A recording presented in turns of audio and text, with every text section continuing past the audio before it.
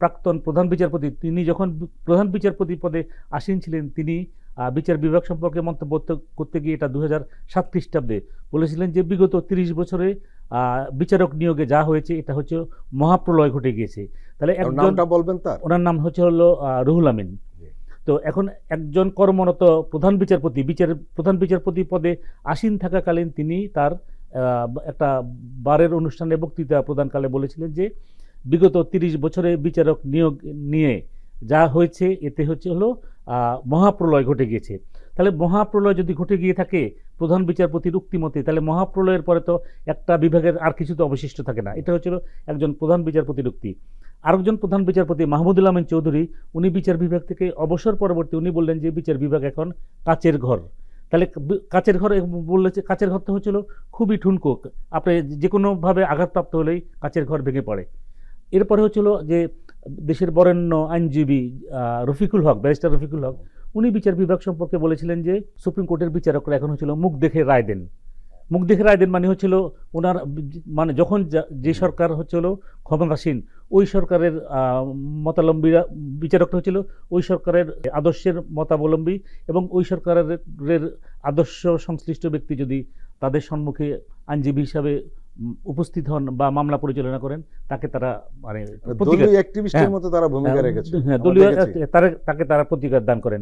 আর এরপরে আরেকটি মন্তব্য করেছিলেন হলো উনি আইনমন্ত্রী ছিলেন আওয়ামী লীগের সময়, পরবর্তীতে উনি হলো আইন ও সংসদ বিষয়ক মন্ত্রণালয় সংক্রান্ত যে পার্লামেন্টের স্ট্যান্ডিং কমিটি, এই কমিটির উনি চেয়ারম্যান ছিলেন। এবং সুপ্রিম কোর্টের বারের একটা অনুষ্ঠানে উনি বলেছিলেন যে যাদের কেরানি হওয়ার যোগ্যতা নাই তাদেরকে সুপ্রিম কোর্টের বিচারক পদে নিয়োগ দেওয়া হয়েছে।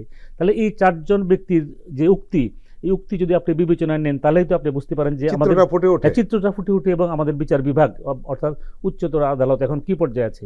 তো এখন আমি আবার ফিরে যাই যে বিচারক নিয়োগ বিষয়ে।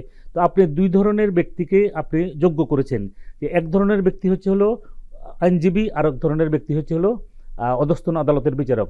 তাহলে যখনই কোনো নিয়োগ হবে তাহলে আপনাকে যেহেতু আপনি এখানে কার কোটা কত এটা বলা নাই, খালি বলা আছে যে এই দুই ধরনের ব্যক্তি নিয়োগ পাওয়ার জন্য যোগ্য। তাহলে এটা ইন্টারপ্রিটেশন। আপনি যদি আইনের যদি ব্যাখ্যা করেন, ব্যাখ্যাটা এমন দাঁড়ায় যে যখনই কোনো নিয়োগ হবে আইনজীবী থেকে 50% আসবে এবং অধস্তন আদালতের থেকে 50% আসবে, অর্থাৎ 50-50 আসবে।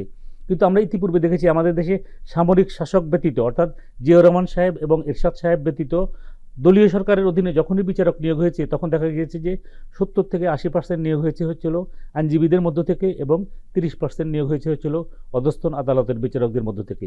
এখন অধস্তন আদালতের যারা বিচারক ওরা তো তাদের যোগ্যতা প্রমাণ করে অধস্তন বিচার বিভাগে নিয়োগ প্রাপ্ত হয়েছে।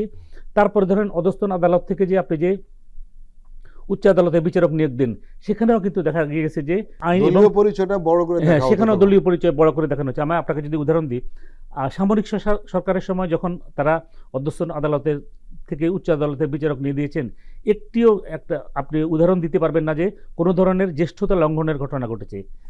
কিন্তু আমরা দেখি যে দলীয় সরকারের অধীনে যখন অধস্তন আদালত থেকে বিচারক নিয়োগ দেওয়া হয় তখন সর্বোচ্চ 205 জনকে অতিক্রান্ত করে এবং সর্বনিম্ন 10 জন, 30 জন, 40 জন, 54 জনকে অতিক্রান্ত করে আপনার উচ্চ আদালতের বিচারক পদে নিয়োগ দেওয়া হয়েছে। তাহলে একটা বিভাগে আপনি যদি অতিক্রান্তের মাধ্যমে যদি উচ্চ আদালতে বিচারক নিয়োগ করেন, তাহলে ওই বিভাগের যে শৃঙ্খলা বলে তো কোনো কিছু থাকে না।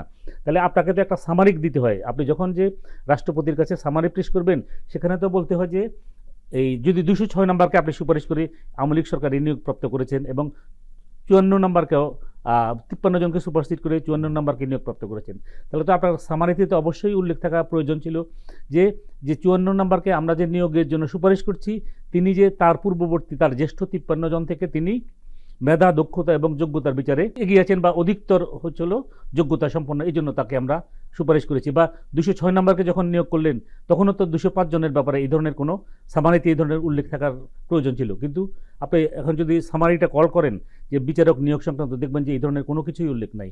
তারা মন গড়াভাবে যাকে তাদের পছন্দ তাকে তারা উচ্চ আদালতের বিচারক পদে নিয়োগ দিয়েছে। আপনার জ্যেষ্ঠতা তো আপনার অধিকার, এটা পাবলিক সার্ভিস কমিশন, ওইটা আরেকটি সাংবিধানিক প্রতিষ্ঠান, ওই সাংবিধানিক প্রতিষ্ঠান আপনার জ্যেষ্ঠতা নির্ধারণ করে দিয়েছে।